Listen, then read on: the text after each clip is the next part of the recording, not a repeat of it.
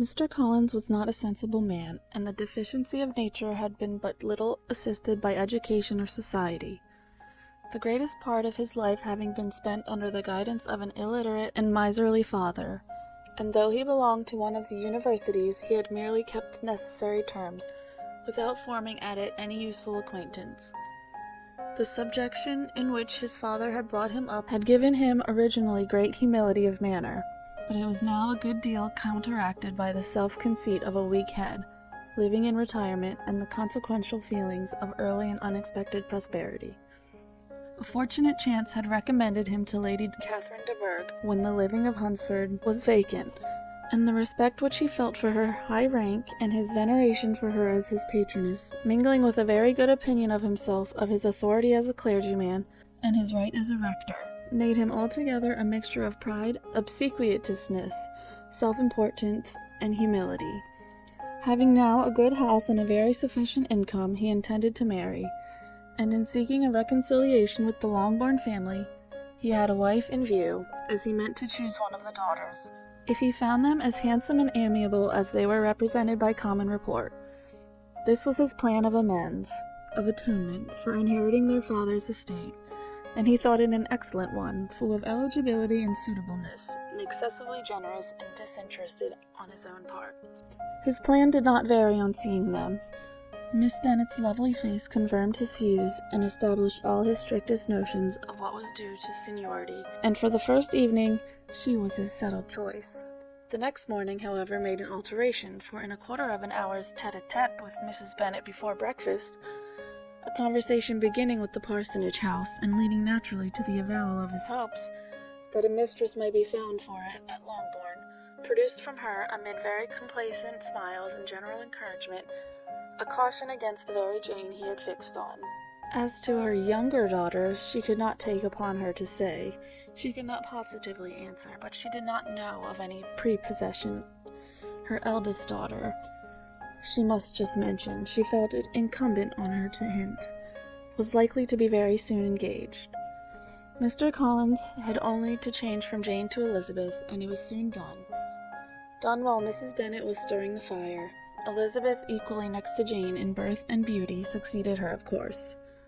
Mrs. Bennet treasured up the hint, and trusted that she might soon have 2 daughters married, and the man whom she could not bear to speak of the day before was now high in her good graces. Lydia's intention of walking to Meryton was not forgotten. Every sister except Mary agreed to go with her, and Mr. Collins was to attend them, at the request of Mr. Bennet, who was most anxious to get rid of him, and have his library to himself, for thither Mr. Collins had followed him after breakfast, and there he would continue, nominally engaged with one of the largest folios in the collection, but really talking to Mr. Bennet with little cessation of his house and garden at Hunsford. Such doings discomposed Mr. Bennet exceedingly. In his library he had been always sure of leisure and tranquillity, and though prepared, as he told Elizabeth, to meet with folly and conceit in every other room of the house, he was used to be free from them there. His civility, therefore, was most prompt in inviting Mr. Collins to join his daughters in their walk, and Mr. Collins, being in fact much better fitted for a walker than a reader, was extremely pleased to close his large book and go. In pompous nothings on his side, and civil assents on that of his cousins, their time passed till they entered Meryton. The attention of the younger ones was then no longer to be gained by him. Their eyes were immediately wandering up in the street in quest of the officers, and nothing less than a very smart bonnet indeed, or a really new muslin in a shop window, could recall them. But the attention of every lady was soon caught by a young man, whom they had never seen before, of most gentlemanlike appearance, walking with another officer on the other side of the way. The officer was the very Mr. Denny concerning whose return from London Lydia came to inquire, and he bowed as they passed. All were struck with the stranger's air, all wondered who he could be, and Kitty and Lydia, determined if possible to find out, led the way across the street, under pretense of wanting something in an opposite shop, and fortunately had just gained the pavement when the 2 gentlemen, turning back, had reached the same spot. Mr. Denny addressed them directly, and entreated permission to introduce his friend Mr. Wickham, who had returned with him the day before from town, and he was happy to say had accepted a commission in their corps. This was exactly as it should be, for the young man wanted only regimentals to make him completely charming. His appearance was greatly in favor. He had all the best part of beauty, a fine countenance, a good figure, and very pleasing address. The introduction was followed up on his side by a happy readiness of conversation, a readiness at the same time perfectly correct and unassuming, and the whole party were still standing and talking together very agreeably when the sound of horses drew their notice, and Darcy and Bingley were seen riding down the street. On distinguishing the ladies of the group, the two gentlemen came directly toward them, and began the usual civilities. Bingley was the principal spokesman, and Miss Bennet the principal object. He was then, he said, on his way to Longbourn on purpose to inquire after her. Mr. Darcy corroborated it with a bow, and was beginning to determine not to fix his eyes on Elizabeth, when they were suddenly arrested by the sight of the stranger. And Elizabeth, happening to see the countenance of both, as they looked at each other, was all astonishment at the effect of the meeting. Both changed colour, one looked white, the other red. Mr. Wickham, after a few moments, touched his hat, a salutation which Mr. Darcy just deemed no return. What could be the meaning of it? It was impossible to imagine. It was impossible not to long to know. In another minute, Mr. Bingley, but without seeming to have noticed what passed, took leave and rode on with his friend. Mr. Denny and Mr. Wickham walked with the young ladies to the door of Mr. Phillips's house, and then made their bows, in spite of Miss Lydia's pressing entreaties that they should come in, and even in spite of Mrs. Phillips throwing up the parlour window and loudly seconding the invitation.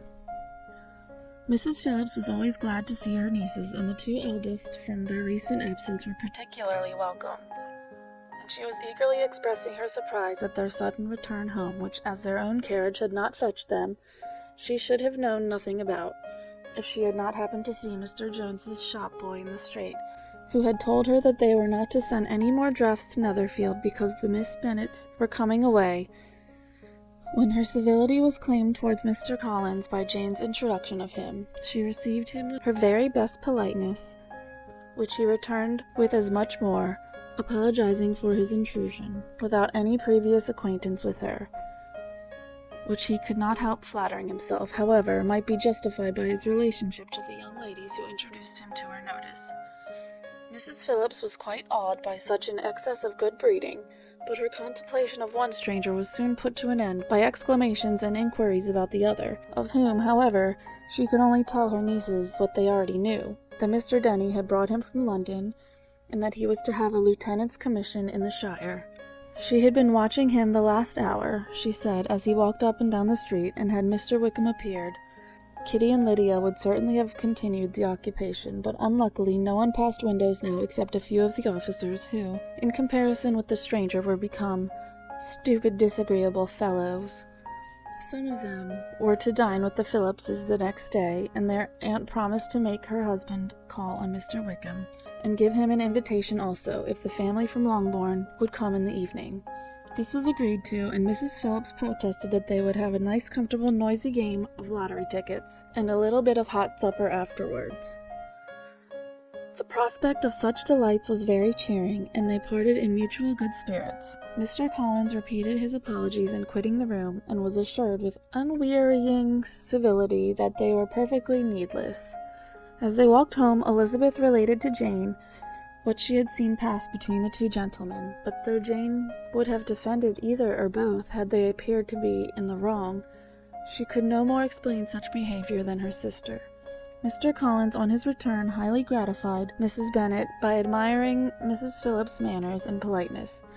He protested that, except Lady Catherine and her daughter, he had never seen a more elegant woman, for she had not only received him with the utmost civility, but even pointedly included him in her invitation for the next evening, although utterly unknown to her before. Something, he supposed, might be attributed to his connection with them, but yet he had never met with so much attention in the whole course of his life.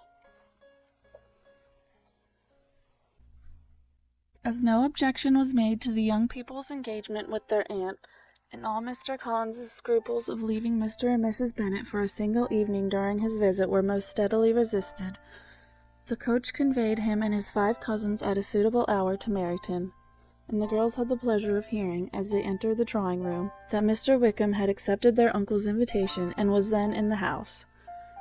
When this information was given, and they had all taken their seats, Mr. Collins was at leisure to look around him and admire, and he was so much struck with the size and furniture of the apartment that he declared he might almost have supposed himself in the small summer breakfast parlor at Rossing's.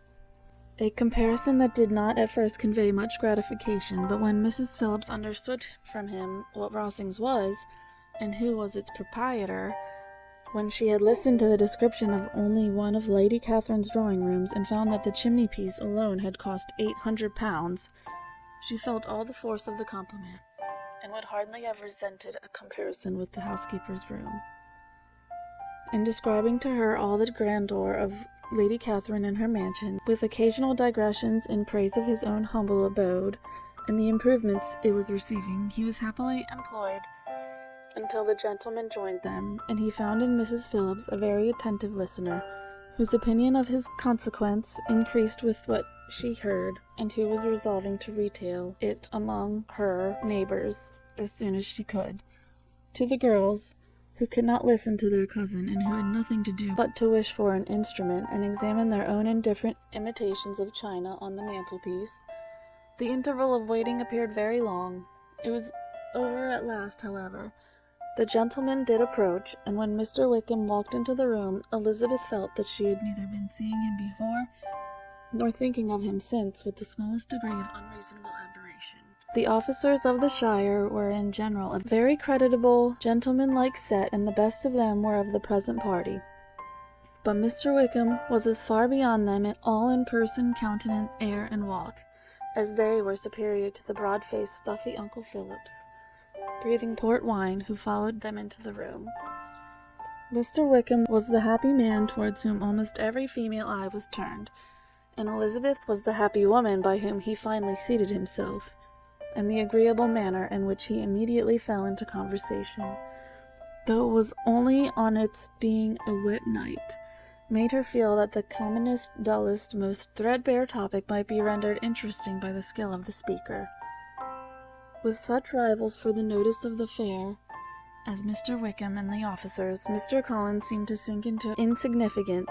To the young ladies he certainly was nothing, but he had still at intervals a kind listener in Mrs. Phillips, and was by her watchfulness most abundantly supplied with coffee and muffin. When the card tables were placed, he had the opportunity of obliging her in turn, by sitting down to whist. "I know little of the game at present," said he, "but I shall be glad to improve myself, for in my situation in life—" Mrs. Phillips was very glad for his compliance, but could not wait for his reason. Mr. Wickham did not play at whist, and with ready delight was he received at the other table between Elizabeth and Lydia. At first there seemed danger of Lydia's engrossing him entirely, for she was a most determined talker, but being likewise extremely fond of lottery tickets, she soon grew too much interested in the game, too eager in making bets and exclaiming after prizes, to have attention for anyone in particular. Allowing for the common demands of the game, Mr. Wickham was therefore at leisure to talk to Elizabeth, and she was very willing to hear him, though what she chiefly wished to hear she could not hope to be told, the history of his acquaintance with Mr. Darcy. She dared not even mention that gentleman. Her curiosity, however, was unexpectedly relieved. Mr. Wickham began the subject himself. He inquired how far Netherfield was from Meryton, and after receiving her answer, asked in a hesitating manner how long Mr. Darcy had been staying there. "About a month," said Elizabeth, and then, unwilling to let the subject drop, added, "He is a man of very large property in Derbyshire, I understand." "Yes," replied Mr. Wickham. "His estate there is a noble one, a clear 10,000 per annum. You could not have met with a person more capable of giving you certain information on that head than myself, for I have been connected with his family in a particular manner from my infancy." Elizabeth could not but look surprised. "You may well be surprised, Miss Bennet, at such an assertion, after seeing, as you probably might, the very cold manner of our meeting yesterday. Are you much acquainted with Mr. Darcy?" "As much as I ever wished to be," cried Elizabeth very warmly. "I have spent 4 days in the same house with him, and I think him very disagreeable." "I have no right to give my opinion," said Wickham. As to his being agreeable or otherwise, I am not qualified to form one. I have known him too long and too well to be a fair judge. It is impossible for me to be impartial, but I believe your opinion of him would in general astonish, and perhaps you would not express it quite so strongly anywhere else. Here you are in your own family. Upon my word, I say no more here than I might say in any house in the neighbourhood, except Netherfield. He is not at all liked in Hertfordshire. Everybody is disgusted with his pride. You will not find him more favourably spoken of by anyone. I cannot pretend to be sorry, said Wickham, after a short interruption, that he or any man should not be estimated beyond their deserts. But with him, I believe it does not often happen. The world is blinded by his fortune and consequence, or frightened by his high and imposing manners, and sees him only as he chooses to be seen. I should take him, even on my slight acquaintance, to be an ill-tempered man. Wickham only shook his head. I wonder, said he, at the next opportunity of speaking, whether he is likely to be in this country much longer. I do not at all know, but I heard nothing of his going away when I was at Netherfield. I hope your plans in favour of the Shire will not be affected by his being in the neighbourhood. Oh, no, it is not for me to be driven away by Mr. Darcy. If he wishes to avoid seeing me, he must go. We are not on friendly terms, and it always gives me pain to meet him. But I have no reason for avoiding him, but what I might proclaim before all the world a sense of very great ill-usage and most painful regrets at his being what he is. His father, Miss Bennet, the late Mr. Darcy, was one of the best men that ever breathed, and the truest friend I ever had, and I can never be in company with this Mr. Darcy without being grieved to the soul by 1,000 tender recollections. His behaviour to myself has been scandalous, but I verily believe I could forgive him anything and everything, rather than his disappointing the hopes and disgracing the memory of his father. Elizabeth found the interest of the subject increase, and listened with all her heart, but the delicacy of it prevented further inquiry. Mr. Wickham began to speak on more general topics, Meryton, the neighbourhood, the society, appearing highly pleased with all that he had yet seen, and speaking of the latter with gentle but very intelligible gallantry. It was the prospect of constant society and good society, he added, which was my chief inducement to enter the Shire. I knew it to be a most respectable, agreeable corps, and my friend Denny tempted me further by his accounts of their present quarters, and the very great attentions and excellent acquaintances Meryton had procured him. Society, I own, is necessary to me. I have been a disappointed man, and my spirits will not bear solitude. I must have employment and society. A military life is not what I was intended for, but circumstances have now made it eligible. The church ought to have been my profession. I was brought up for the church, and I should at this time have been in possession of a most valuable living, had it pleased the gentleman we were speaking of just now. Indeed? Yes, the late Mr. Darcy bequeathed me the next presentation of the best living in his gift. He was my godfather, and excessively attached to me. I cannot do justice to his kindness. He meant to provide for me amply, and thought he had done it, but when the living fell, it was given elsewhere. Good heavens! Cried Elizabeth. But how could that be? How could his will be disregarded? Why did you not seek legal redress? There was such an informality in the terms of the bequest as to give me no hope from law. A man of honour could not have doubted the intention, but Mr. Darcy chose to doubt it, or to treat it as a merely conditional recommendation, and to assert that I had forfeited all claim to it by extravagance, imprudence, in short, anything or nothing. Certain it is that the living became vacant 2 years ago, exactly as I was of an age to hold it, and that it was given to another man, and no less certain is it that I cannot accuse myself of having really done anything to deserve to lose it. I have a warm, unguarded temper, and I may have spoken my opinion of him, and to him, too freely. I can recall nothing worse, but the fact is that we are very different sort of men, and that he hates me. This is quite shocking. He deserves to be publicly disgraced. Some time or other he will be, but it shall not be by me. Till I can forget his father, I can never defy or expose him. Elizabeth honored him for such feelings, and thought him handsomer than ever as he expressed them.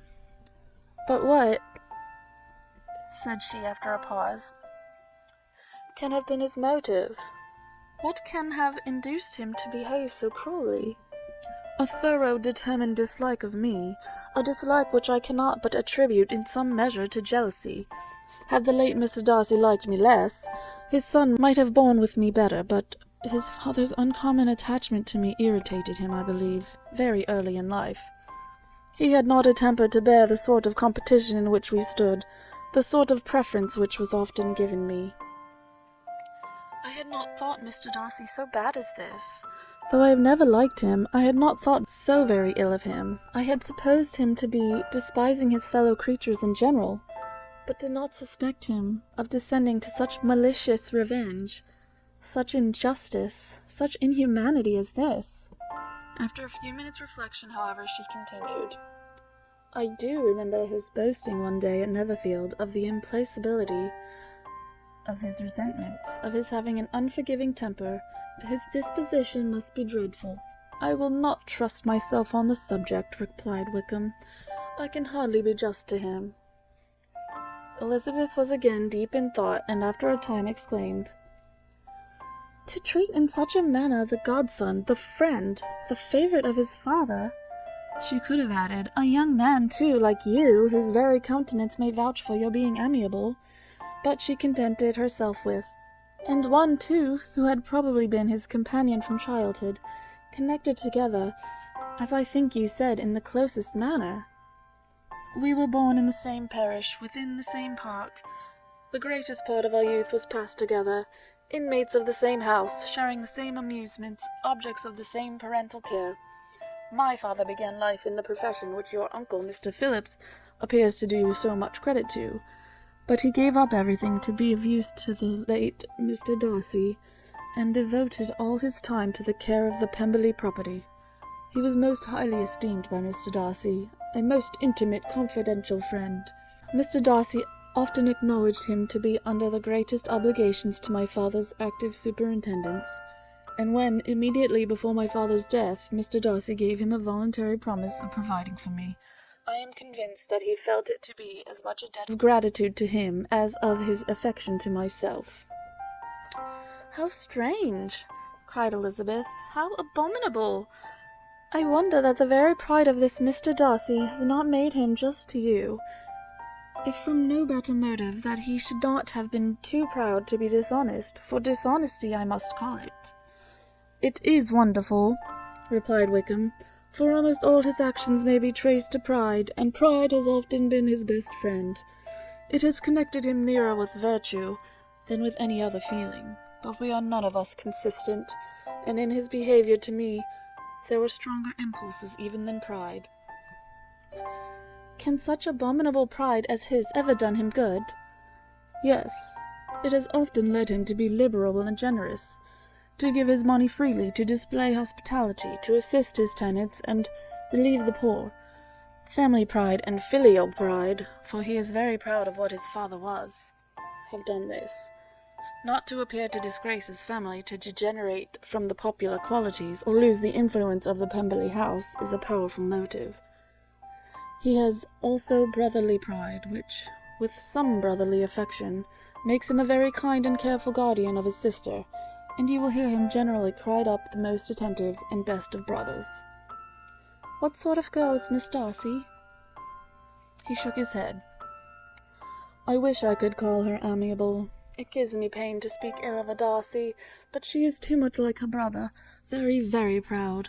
As a child she was affectionate and pleasing, and extremely fond of me, and I have devoted hours and hours to her amusement, but she is nothing to me now. She is a handsome girl about 15 or 16, and, I understand, highly accomplished.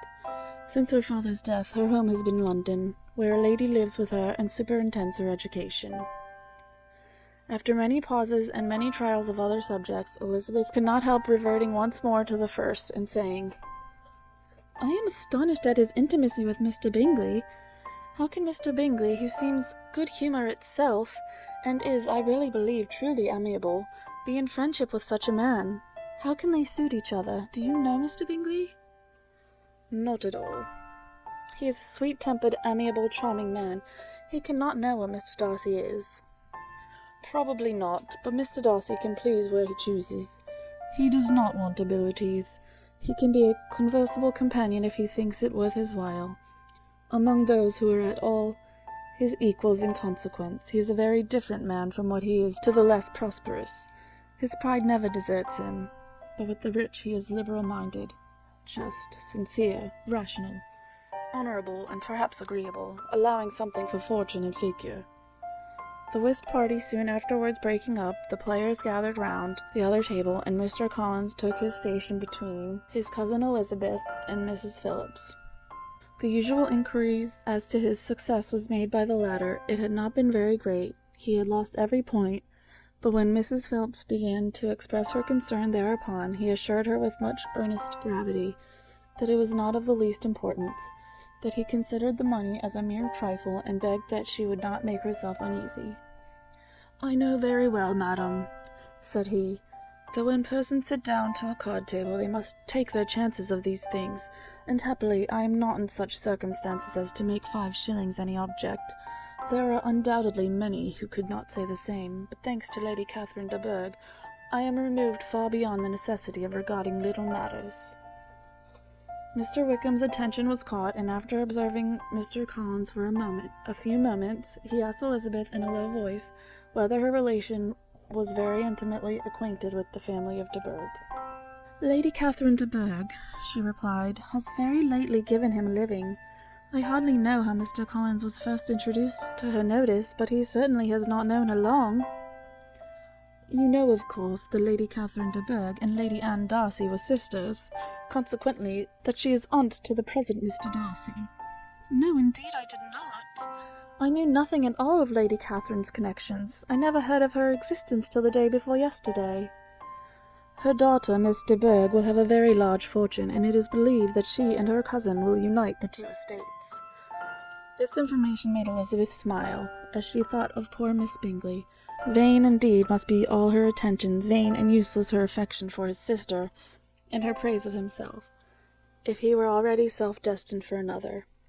"Mr. Collins speaks highly both of Lady Catherine and her daughter, but from some particulars that he has related of her ladyship, I suspect his gratitude misleads him, and that in spite of her being his patroness, she is an arrogant, conceited woman." "I believe her to be both in a great degree," replied Wickham. "I have not seen her for many years, but I very well remember that I never liked her, and that her manners were dictatorial and insolent. She has the reputation of being remarkably sensible and clever, but I rather believe she derives part of her abilities from her rank and fortune, part of her authoritative manner, and the rest from the pride from her nephew, who chooses that everyone connected with him should have an understanding of the first class." Elizabeth allowed that he had given a very rational account of it, and they continued talking together with mutual satisfaction till supper put an end to cards, and gave the rest of the ladies their share of Mr. Wickham's attentions.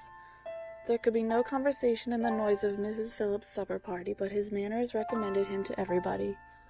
Whatever he said was said well, and whatever he did, done gracefully. Elizabeth went away with her head full of him.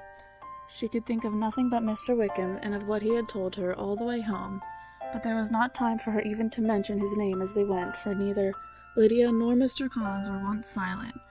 Lydia talked incessantly of lottery tickets, of the fish she had lost and the fish she had won, and Mr. Collins, in describing the civility of Mr. and Mrs. Phillips, protesting that he did not in the least regard his losses at whist, enumerating all the dishes at supper, and repeatedly fearing that he crowded his cousins, had more to say than he could well manage before the carriage stopped at Longbourn House.